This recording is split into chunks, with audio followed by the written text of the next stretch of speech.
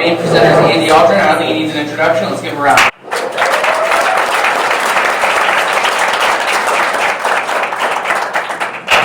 Thanks, Sasha. We've been trying to do this for a while, so I'm glad we finally got together here. So I'm not totally familiar, well, I don't know anybody here except you, Travis now, and my wife Maureen, and Matt, Rachel. How many of you are space cadets? I clap if you're a space cadet. Alright, this could be a long one.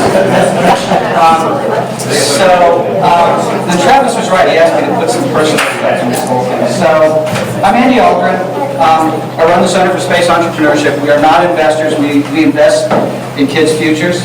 We're trying to shape and warp young minds. And what I'm going to talk about tonight is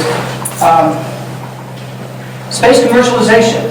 And I use waves for a couple of reasons, because I actually live in Colorado, but I grew up on the West Coast, so I have something about waves.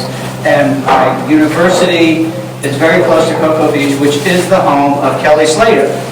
Anybody have a clue who Kelly Slater is? Okay, more people who know about Kelly Slater than my class Aldrin. I don't know.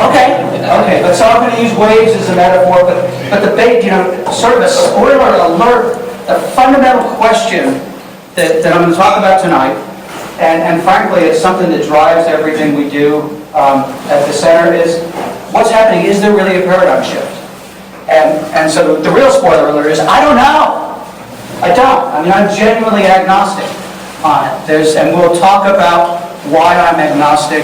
And to be honest with you, when any of my students comes back to me, they never used agnosticism with me, but when they come back to me and they say, I don't know, I view that as a real victory. Now, those of you, there aren't many, I guess, that are real space cadets might view that as kind of heresy, but we're trying to teach people to think.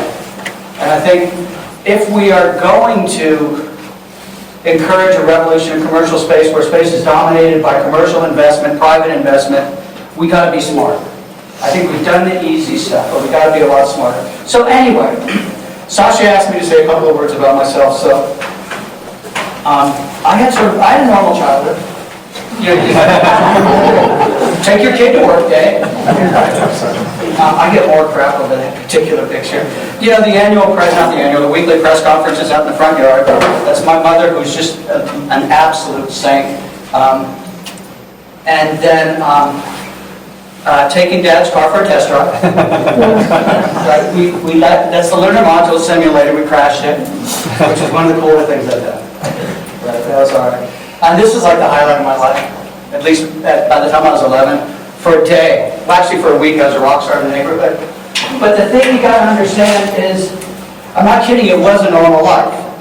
We lived at the end of a cul-de-sac. And so there were 5 houses across the back of us. 3 of them were astronauts.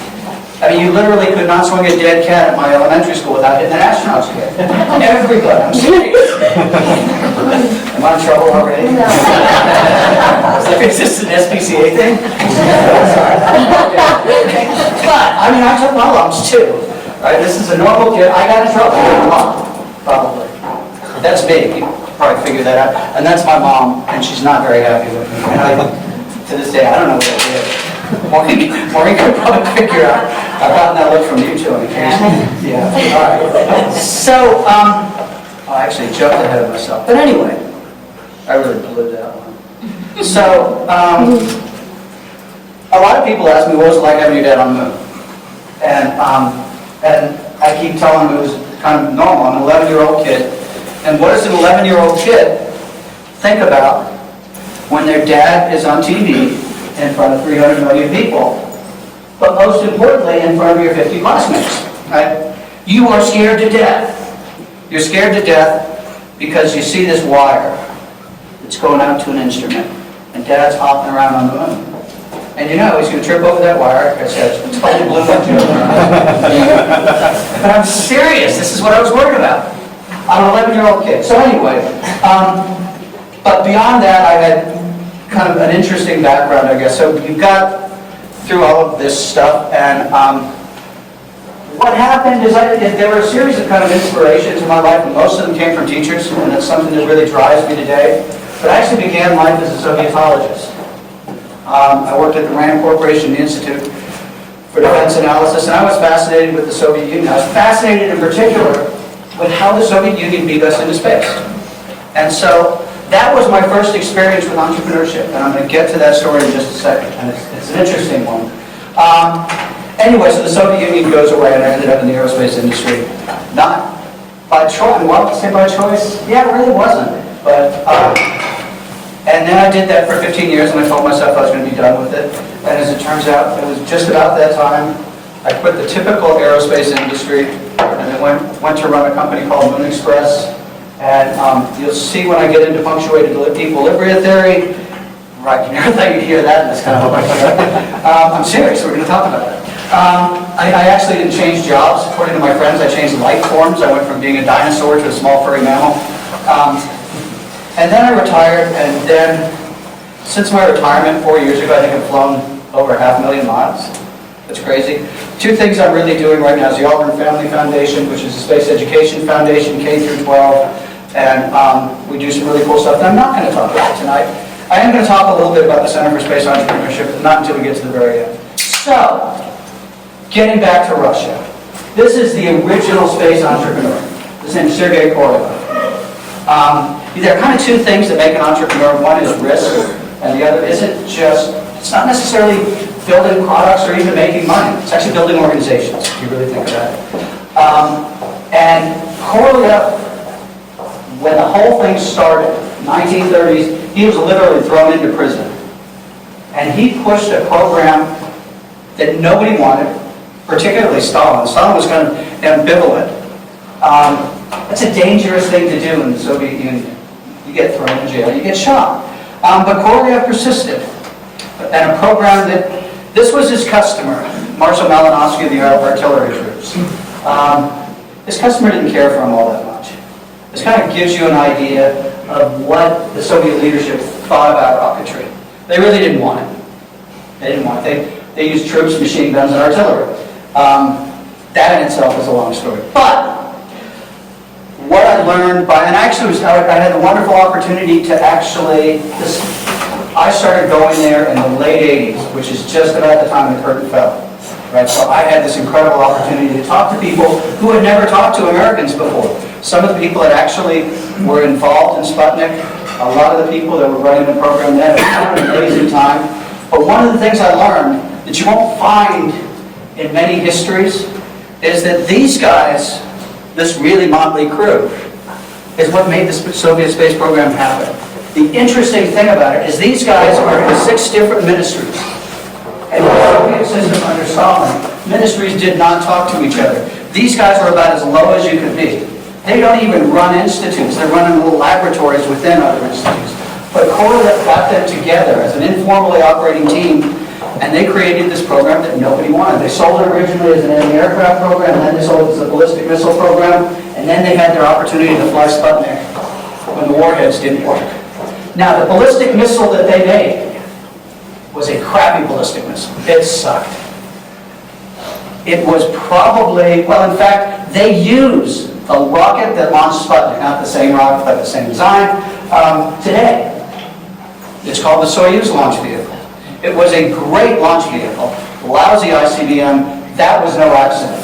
That's what Korolev wanted, and that's, you only learn that by being there. Anyway, this is all kind of a digression to the real story here. Oh, actually, I do have one more thing to say. It goes back to sort of entrepreneurship and the early days of space. We don't think of entrepreneurship. We don't think of NASA as an entrepreneurial company. But if you look into how NASA operated in the 60s, it was just the world's first and biggest space startup. Incredible things happened. I'll give you one great example. A guy named John Houbolt, who, like Korolev in a way, he was just an engineer at Langley Research Center. Langley Research Center wasn't even that important of a research setting. Houbolt wasn't even really a manager. But Houbolt had a better way to get to the moon. He had a better way to get to the moon than Wernher von Braun. And Wernher von Braun, right, is a demigod. Houbolt said there's a better way to do it. And he got directly to von Braun. Von Braun's first reaction was, no, you can't be right. And then he thought about it for a couple of weeks and he said, you're right.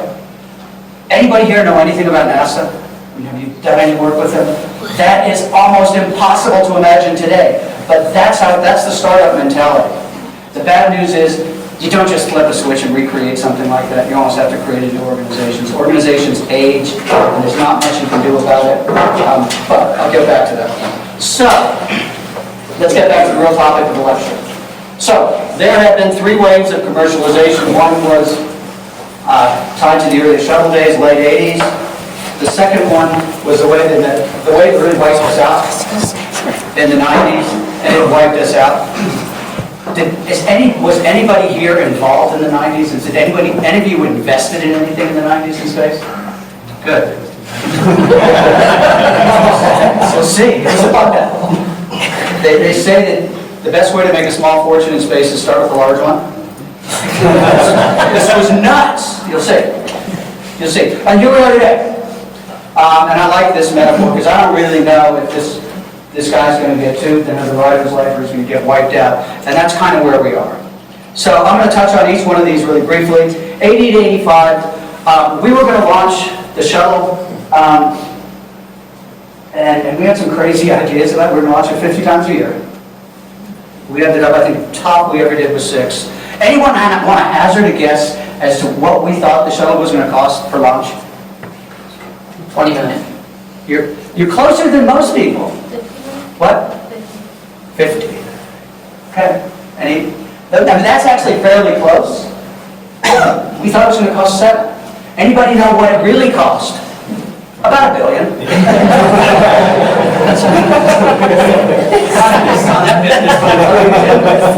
Yeah. Decimal error. It was a government program. But what happened is a whole ecosystem kind of got created out of that. And there wasn't a whole lot that was left at the end, but it didn't really lead to much entrepreneurship. But it was an interesting time. So this is an interesting picture for lots of reasons. First of all, you've got the Gerard O'Neill hub there. Anybody want to hazard a guess as to what famous person thinks grew up with Gerard O'Neill as his hero? Jeff Bezos. Yep.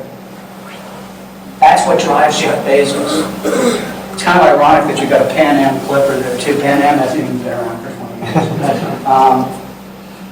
And we were talking about shuttle commercialization. I love that. You laugh at this. I literally used this chart when I ran business development for Boeing NASA Systems. And we were going to turn the shuttle. Oh, this was after the 80s. I wasn't there. We were going to turn the shuttle over to commercial operators. In fact, there are a bunch of airline pilots that are kind of hanging around my desk, trying to create an airline space pilots association, which obviously never happened. But the Reagan administration, at least the first term, was really, really serious about this. And they pushed a lot of really interesting ideas. And then, in fact, this is one of the interesting things. So this is the first commercial launch vehicle. It was in 82, Conestoga launch. Deke Slayton, a former astronaut, ran the company. They never got to orbit. They did get a couple of launches off. Never really made any money. But what they did do is they forced the government to create a little bit of a regulatory infrastructure. When these guys first launched, they said, we're going to launch. And the government said, wait a minute, you got to have a license for that. Okay, what license? We'll get back to you on that. The only thing you could come up with is you need an export license. But it did get people thinking. It did get people thinking, and actually led to the Commercial Space Launch Act of 1984, which is kind of the regulatory basis for our commercial space program today. So that part was important. And then the whole thing blew up, literally, and it kind of all went away. One of the interesting points about this is there were a few entrepreneurial programs that were getting started with some very, very talented people. Max Vijay, who was the chief designer at NASA, actually designed and almost got funded for a man-tended, crew-tended, excuse me, they called it man-tended at the time, we don't do that anymore, a crew-tended space station. It was actually a great idea. Because actually, if you're doing material sciences, you don't want astronauts bouncing around on treadmills while you're doing material science. You want a very, very quiet environment. It was a great idea. It didn't go anywhere. The only real entrepreneur that came out of this is a guy I admire a great deal. His name is David Thompson. He started a company called Orbital Sciences, which has gone all through all kinds of twists and turns, but he just sold the company, personally was publicly traded, for $6.8 billion to Northrop. So David's a happy guy now, and he seems to be enjoying the time. He did come and talk to our class, which was really exceptional. Okay, let's get to the next one, the wipeout. This is where it gets fun. Okay, so mid to late 90s, we're going to darken the sky with satellites. Bill Gates, Craig McCaw, they've got Teledesk, they've got their 984 satellites at one point in time. These other cats and dogs actually never built anything, but you had over 1,500 satellites being proposed at some level. Some of them started getting built. Over $100 billion in planned investments. This is, any of you involved in space today should find this to be eerily similar. And the launch guys, I actually spent a long time in the launch industry, we never miss it. We never miss a fan in market, man, I'll tell you. So we have 13 launch vehicles that we're going to build. So what happens? That's what we end up with. 3 launch vehicles, 3 constellations actually got deployed in space. 130 spacecraft, $10 to $15 billion-ish, and no kidding, hard investment. Okay, so we're cool. We're actually, there's some creative destruction going on here, but we're all right. Well, no, not exactly. This guy's all going bankrupt. $10 billion. $10 billion sold in reorganizations. Iridium and Globalstar both went through Chapter 11. Orcon just got bought for pennies on the dollar without going through formal liquidation. None of these were liquidated. They're still flying today. But they were sold for a combined total of $80 billion. $10 billion, $80 million. That's where I go from the big fortune to the small. 2 launch vehicles are left. They even ended up getting reorganized. If they could have gone bankrupt, if Boeing and Lockheed could have gotten out of the launch business, they would have. It was a tough business. They ended up reorganizing their contracts, which it didn't wipe out any debts. Boeing shareholders lost about $2 billion. $2 billion shareholder value destroyed. Lockheed was a little bit different accounting system, but similar amounts of money. It was a bad time. It was a bad time. So, this is a quote from Paul Nesbitt, who was one of the rock star analysts of the time, but it kind of describes a little bit about what the feeling about space investment was. And so, one of the interesting points that comes out of this period of time is there really aren't any entrepreneurs. There aren't any big names. There's a couple of people that are sort of names that come out of this period, but nobody sustained much of anything. And Elon and Bob Daigle didn't come along till later. But from 2000 really through 2010, probably further. I mean, really, you'll see it on another chart. You don't see any investment really coming in until 2015. It was a desert. Or I just shouldn't say desert. It was flat. There were no waves out there. And so that was ugly. But it does kind of tell you something interesting and I think important when we look at what's happening today. So here we are today. 2 get wiped out. Don't know, but it's the new space race. Once again, we're darkening the sky with satellites. But this time it's like 40,000. I mean, SpaceX is almost up to 15,000, at least in their plans and their regulatory filings. The amounts of money, I've actually totaled it up. But I think that the scale may be a little bit larger, but if you look at it and you take kind of a couple of snapshots of what's going on today and you compare it to the 90s, it would make you worry. And I think there's some things that are different, but this is one of the themes that's out there. Is this really going to be real? Is it really going to happen? Now, being a professor and all that kind of stuff with lots of degrees, I got to have like a framework. I mean, you can just analyze things and kind of look at data and make your best guess. But so I look at frameworks because what good intellectual frameworks do is capture a lot of historical analogs and bring them together into something that's relevant. And there are kind of 2 different sources of literature on paradigm shift. There's Stephen Jay Gould, Punctuated Equilibrium, brilliant guy. The thing I love about it is, it's a metaphor, so you got dinosaurs and furry mammals, all that's really cool. But at the end of the day, I kind of take a mechanics view to theory. A lot of academics, good friends, spend their time building theories and looking for cases that support their theory.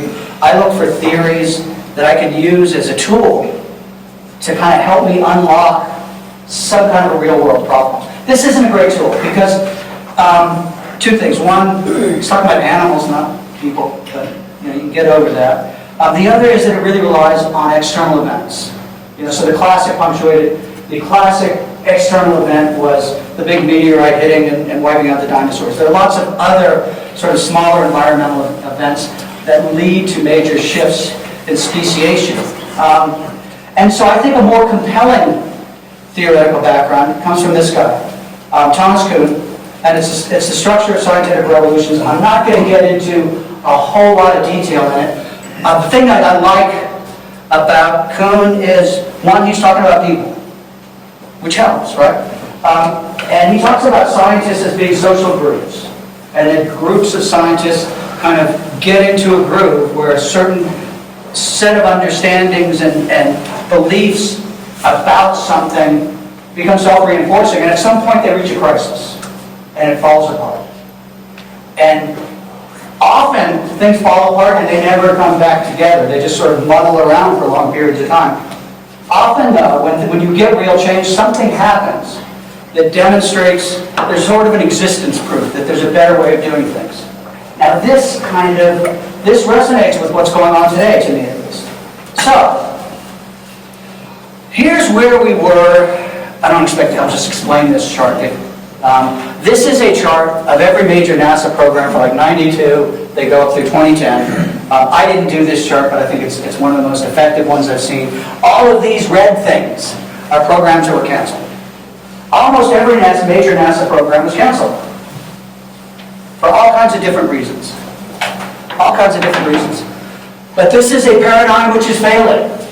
That's where we live in the 90s. And what you don't layer on top of this is just NASA. And so somewhere in here, you've also got Iridium, Global Star, and ORMCOM, and everything else that kind of fell apart. And these are all kind of, even Iridium, Global Star were very kind of traditional programs. They were funded almost completely through corporate investment, corporate debt, but there wasn't a lot of outside money coming into them. And so the paradigm isn't working. Then what happens? You get SpaceX. Okay, so I need to confess. I spent a lot of my life in Boeing, and then after Boeing I went to ULA, which is sort of like the Dark Lord compared to Elon Musk. So I had to get over some things. I had issues. But we will look back, and you can argue whether SpaceX, in fact I would, whether SpaceX is really financially successful right now. And you can take out a piece of paper, you go 7,000 people, they're charging $70 million a launch, people cost $100,000, $150,000. They've got to be launching 20 or 30 times at least to even start making money. You can do this on a postage stamp. Nevertheless, we will look back, if there really is a revolution, we will look back at this as being kind of the key moment.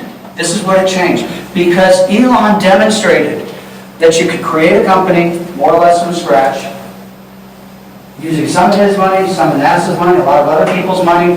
You could create a new start company that could even start failing, right? The first 5 launches failed. But ultimately, I have to tell you, when I saw the first heavy landing, forget about the launch, I've been to lots of launches. The first heavy landing was a life-changing experience. Not that it really matters that much. I mean, honestly, reusability doesn't save you any money unless you fire people. Really, it doesn't. Right? You still got 7,000 people you got to feed.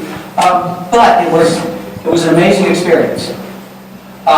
So I think this is kind of one of the key things that leads me to believe there are good things happening. And so let's look at a couple of other things that I think are really great. In addition to just Elon, now you've got a bunch of other people that are coming in, and these people, for the most part, are pretty serious, they're pretty dedicated, they're in it for the long haul with the exception of... One's dead. What? One's dead. Well, yeah, that's We'll get to that. You think I can find up for that? And it's actually an important point. But so you got the Google twins too, and they just got bored. Right? They do sort of have an ADD thing, so I think, when it comes to stuff like this. And so, yeah, they went away. Paul Allen went away. But here's the thing about Paul Allen going away. I mean, first of all, out of all of those people, I think Paul was probably the least psychologically invested in space. I think he thought it was a cool thing to do every now and then. The rest of these people are pretty dedicated to it. And they're all very patient with their capital. I want to touch on Bob Bigelow, because I think in some ways he's the most courageous of all of them. Bob is putting half of his net worth into building hotels in space, whatever you want to call them, habitats in space.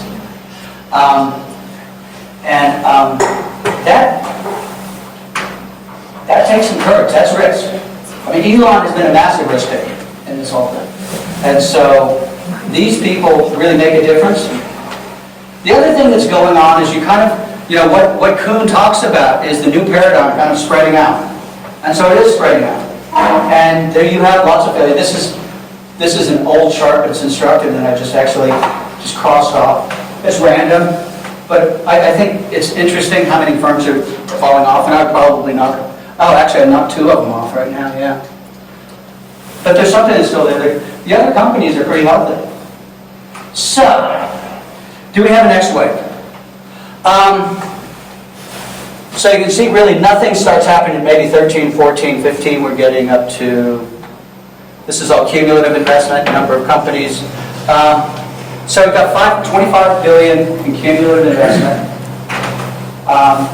It's actually not a lot of money in the space world.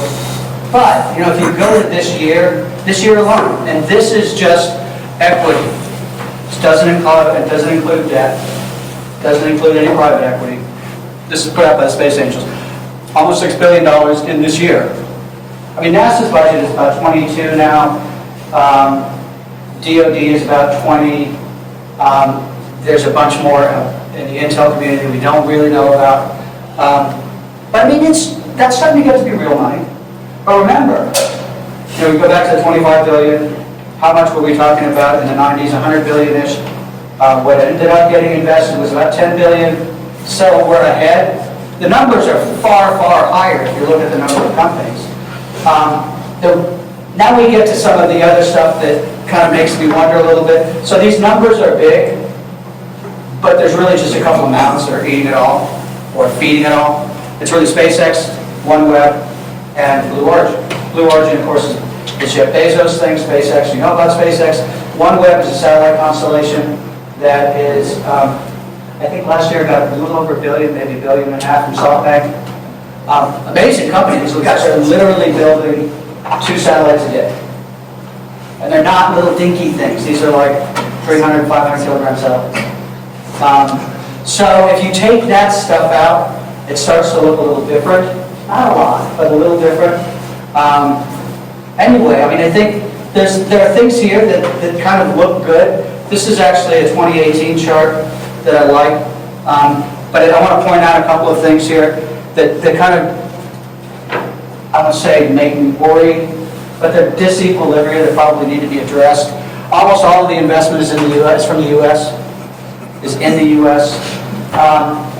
Interesting things going on in China, but I think there's not much intersection between what happens in the U.S. and China. I think they'll end up in completely different marketplaces. That's altogether like another lecture. But I'd like to see more investment globally. If you look at the same chart this year, you'll see a much bigger pie slice for the UK. That's all OneWeb. OneWeb is notionally a UK company, but their factory is in the US. They do have a lot of Airbus participation.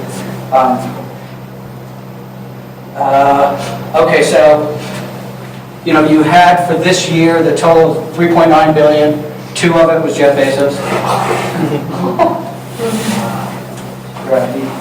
Right, so that cost him what, like 2% of his net worth?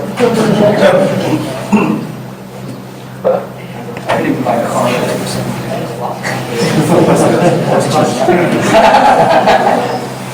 Okay. And the other thing is, I'm a launch guy. And the launch business is a crappy business, I'll just be honest with you. It's a total. And you got all of this money going to launch. Now again, most of that's Bezos, but still today, there are 130 plus companies that are proposing to build small launch vehicles. 130, and they're chasing a market that I think is probably a market that exists today. And granted, there are some things that could grow of about 50 launches.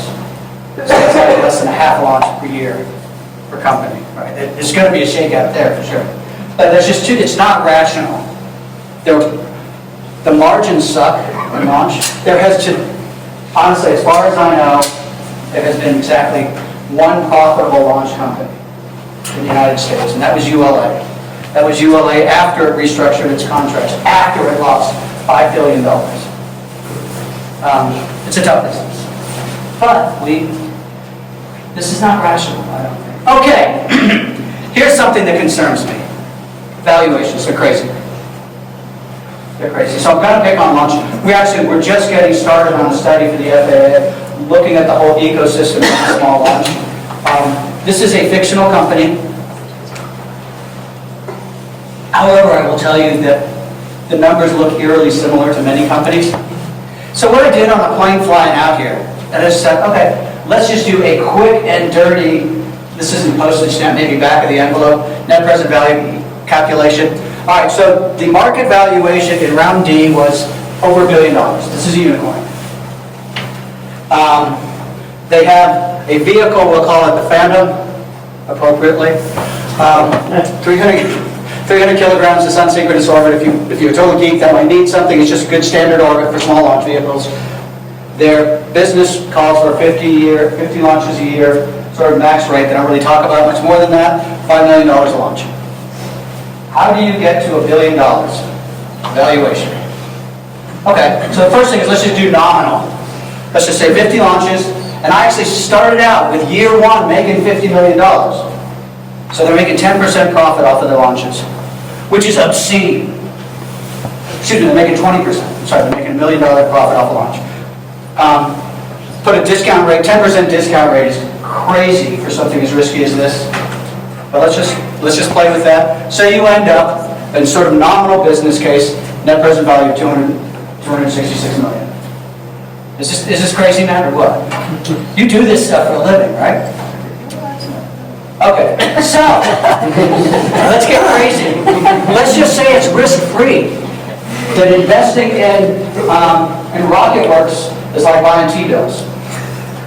You still end up with a net present value of about $400 million. Again, and I'm taking crazy optimistic assumptions. We'll stay in the risk-free fantasy world for a moment, and let's double their revenue. Or double their cash flow, excuse me. All right, this is cash flow, so it's profit.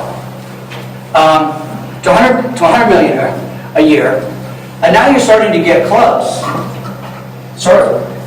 And so you can kind of get there, but you basically smoked half the dope in Denver to get there. You got to. So let's take it. Let's get back off of this no risk scenario. Let's take it to 4 times the revenue, and now you finally got there. 4 times the cash flow. And so you finally got there. You had to get to some heroic assumptions to get there. So let's go to a massive growth. What I did this time is I actually started out with a fairly reasonable number, but every year I doubled their cash flow through 8 years. And then we got to 1.3. But to get to that, they're like launching 200, 300 times a year or something crazy. And there is no market for them. So, I forgot what I had to do with this last scenario. Oh, right, so I took the crazy one, right, doubling cash flow every year, and then I kind of risked it up to where it should be to get to something that kind of sort of makes sense, and you're still not there. The point is, and I get the notion that, you know, the difference between these numbers and this number, in my really simplistic mind, is hope. Or fantasy, or hallucinate, I don't know. I mean, but somehow or another, gravity has to prevail. Right? It does. If you weren't a NASA shirt, you know these things. All right, so is there a bubble or not? This would tell you that there is, but I'm picking on one fictitious company that happens to have a sky-high valuation. And I just don't see how investors coming into it at that kind of a valuation aren't going to end up getting WeWorked, right? So, thankfully, I do not have a picture of me that looks that goofy. Or if I did, I don't know. Anyway, so, what are the things that if I kind of step back and I say, all right, there's good news and bad news here, what are the things that I would look for in this? And some of the things are happening. I'll call this seeds of order. And what I mean is, what's happened for the first 5 years or so is just people doing all kinds of stuff and just going in completely different directions. What I'm starting to see now are things where you have companies, let's say, generating data from remote sensing, let's just say, and other companies that are actually coming up with ways of using that data, manipulating it sort of as metadata, and then other companies that are actually selling the data. There are still companies which are generating data and trying to sell it direct, but I promise you, Silicon Valley aerospace engineer is going to have a really difficult time selling data to a farmer in Nebraska, right? Or even Eastern Colorado. It's going to be a tough sell. But when you start to see these businesses sort of growing around each other, that's something that gives me some hope. The other thing is I see some really, really, really cool and innovative ideas. I mean, some of it's kind of crazy, like this company that's doing a centrifuge launch. I don't know, but you wouldn't see that in a more orderly market. Maybe it works. Another thing I would like to see is, in the entrepreneurial world, we talk about creative destruction as if it's a wonderful process. It's hard to actually figure out who's going out of business. We've got in an earlier chart I showed you there are 500 companies that Space Angels has identified. We don't know how many of them are out of business. My sense is that it's pretty crazy that you've got a huge number, percentage-wise at least. Space industry isn't really big when you talk about, when people talk about the trillion-dollar space economy. That's doing stuff like my GPS chip in this phone is $60 billion, not this phone, but $60 billion of the people that are talking about $300 million space economy, 60 billion of that $300 billion are GPS chips. And that's, sure, it's got a connection to space. But when you really get down to the launch and satellite hardware industry, the stuff that goes into space, you're talking tens of billions of dollars. So it's not huge, and with the degree of firms coming in and going out, it's just kind of a little crazy. So one of the indicators that I would look to say that this paradigm shift is actually stabilizing would be a bit more stability in the industry, and I would sound a lot more credible if I'd actually done the analysis and come up with some numbers on it. But still, I think that's something to look for, stability. This is a big deal. I think building space systems, particularly stuff that flies in space, is really hard in a traditional venture capital environment. And I know that what you guys are doing is actually trying to create patient capital, which I applaud. But when you have the requirement to generate very high returns, like you saw with RocketWorks, in very short time frames, what happens is you tend to build business plans that are crazy. You tend to build business plans that are way bigger than you can really expect to capture in the market. And then you end up over-investing in that. And it really creates kind of a vicious circle. So I think more work needs to be done in uncovering patient capital. I think the government can play a really critical role here. I'll give you an example of a company made in space, which for the first, probably 5 years, maybe more than that, they didn't take any investment. Only recently they've actually taken outside investment. They built the company using NASA contracts, mostly SBIR kind of contracts. That's an example. SBIR is going to be kind of maddening to work with. but I think there are ways of using things like that. The government's got a role to play here. So I would like to see more of that kind of stuff. Okay, valuations, I think they're going to come down for companies like RocketWorks. I just don't know if they're going to, it's going to be an implosion. What real-world companies would you think are value? I beg your pardon? What real-world companies would you think are value? What real-world company? That's overvalued. Not spaceport. Well, let's give you a step in. No, actually, Boeing's, I'm getting ready to buy a bunch of Boeing. Yeah, so Boeing way up. Boeing is cheap, man. All right, so I'll give you two. One is SpaceX. So I don't have enough zeros on my computer to actually run those numbers. SpaceX's value, before you even brought in Starlink, Starlink jacked it up a little bit. Jacked it up from 30 billion to 38 billion, something like 33 to 38. It's kind of surprising. The only thing that could really be profitable, we added 5 billion to the valuation. 30 billion. Northrop Grumman is worth 30 billion. I don't. I think that's overvalued. It's still. I mean, this certainly isn't the near-term cash flow. I mean, we've already. I could make the argument, and I would win, but I don't think they're really making money in the launch business. Yeah. Long term, who are the consumers For what? that are going to be the source of revenue? Good question. No, I mean, if you look at the launch market, it's flat. I mean, there are 20, with a really important exception, there have historically been like 80 launches globally, and it doesn't really change a whole lot. What we don't know is what's going to happen with all these constellations. I mean, you've got like 40,000 satellites being proposed in constellations. Some of those will go out there. We still don't know, and then they would be a huge customer. We still don't know if those constellations are going to be competitive with your with terrestrial 5G and some combination of terrestrial and aerial platforms with 5G. There are a lot of things. All telephone right now? No.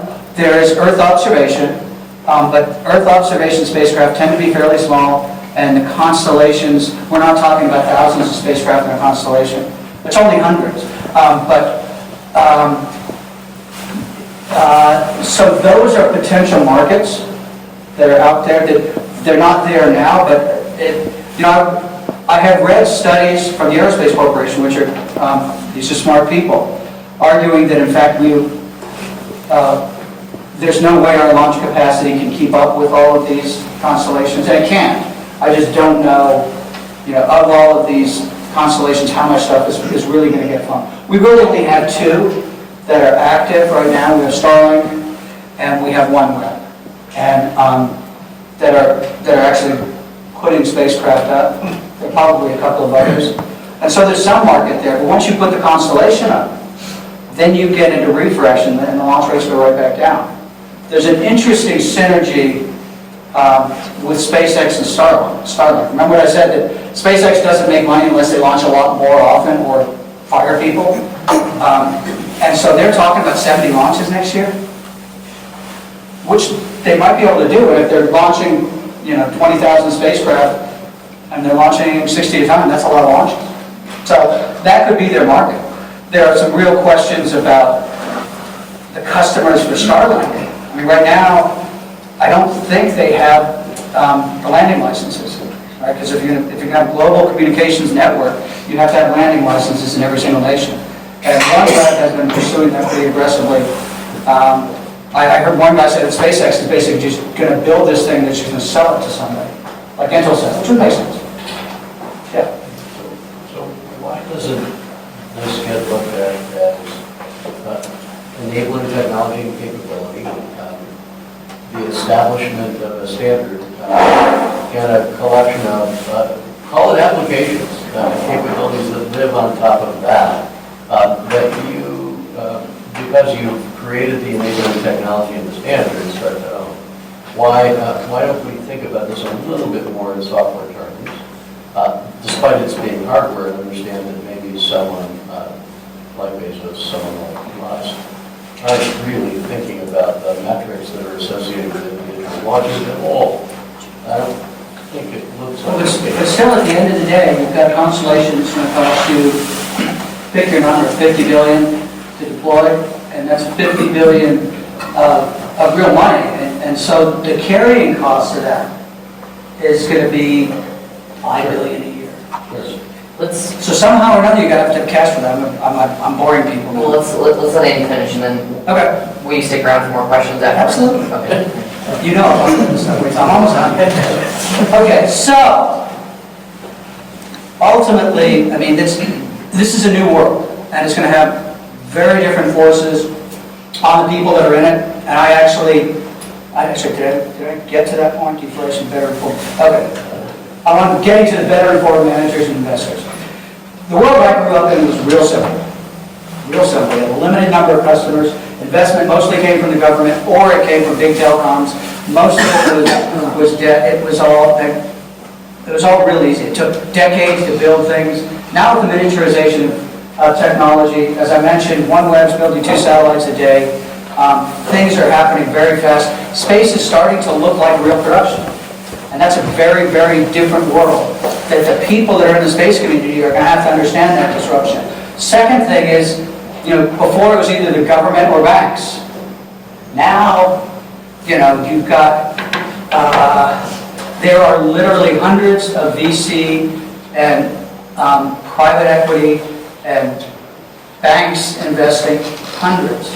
And so there's a huge diversification of investors across the spectrum. And so it's a really different world. Customers, it's not just selling to the government or selling to big telecom operators.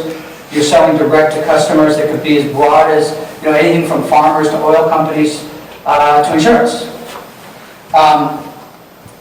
And instead of literally 3 competitors, you've got 500 competitors, maybe. So it's a really different world. And that brings me to my program, the Center for Space Entrepreneurship. I will get through this really quickly. So the core program we have is a graduate certificate program. It's 4 courses. We do in space, space policy, law, technology, systems, entrepreneurship, and markets. We do it, they're part of the Florida Tech curriculum, so there are accredited programs, and that's a full semester we do in 6 weeks, so it's super intensive. We run the whole program at the visitor complex. We also graft that with graduate degrees and MBAs, engineering management, aerospace engineering, to have a sort of aerospace engineering degree with an emphasis in commercial space. Workshops, launches are great events to get to collect up with people, investors, people with interesting ideas, and everybody wants to show up at a launch. And then I mentioned earlier, we've got a research project that we're doing. Facilities are kind of important. We run the program. Last year we ran the program completely out of the Kennedy Space Center Visitor Complex, which is where the shuttle Atlantis is. Literally our classroom was underneath the shuttle. It was kind of cool. We also have my offices at the Center for Aerospace Innovation that we're going to be using more. And we've got digital manufacturing facilities at Florida Tech. But the real key to the whole thing is we're bringing participants and faculty and students from a bunch of different organizations and institutions. So there's a lot of diversity in the whole program. It's pretty cool. Everyone who attends the program thinks this is the most important piece of it, the guest lecturers. So we had 17 people coming in, everything from the former CEO of Orbital Sciences to NASA chief economist. Chad Anderson from the Space Angels Network has been one of our biggest supporters from the very beginning. We're going to get an even more incredible group this year. And then we've got the faculty, I'm literally the only Florida Tech person on this. Ken Davidian is from the FAA. He's actually one of the, I call him the original gangsters of commercial space. Ken has been around promoting commercial space from within the FAA with various parts of the government forever. He co-teaches one course with me. Peter Eckert is an interesting character. He comes to us by way of the University of Munich, where he got his PhD in aerospace science and actually did his early work on lunar habitats. Then he went to Mackenzie. Then he ended up working for startups in Silicon Valley, and now he's kind of coming back and helping us out, teaches a course with me as well. Henry Hertzfeld runs the Space Policy Institute, which is, for those geeks that like space policy, it's the leading institute in the country, probably the world, in space policy. And Henry teaches a course with me. We've got Chris Welch from the International Space University, and Angie Buckley from the Aerospace Corporation. And some of you may be familiar with Greg Aldrin from University of Southern California, which I have a real problem with because I went to UCLA. Greg's a good guy nevertheless. He's the only professor of entrepreneurship that's out there actually teaching space entrepreneurship who knows something about space. So he's a great addition to the program. And then there's me, you know about me. So, just to wrap up, I'm done. I have one more chart. I spent about 30 years in this business, and particularly in some ways my experience in Silicon Valley and interacting with the new space community is we don't do a really great job of surfing. I was kind of appalled at how limited some of the skills were in terms of program management in some of the successful companies. But somehow we managed to get to shore. But what we're trying to do, particularly in our program, and I think what needs to happen is, this is what we all need to become, right? The next generation. And that's my story.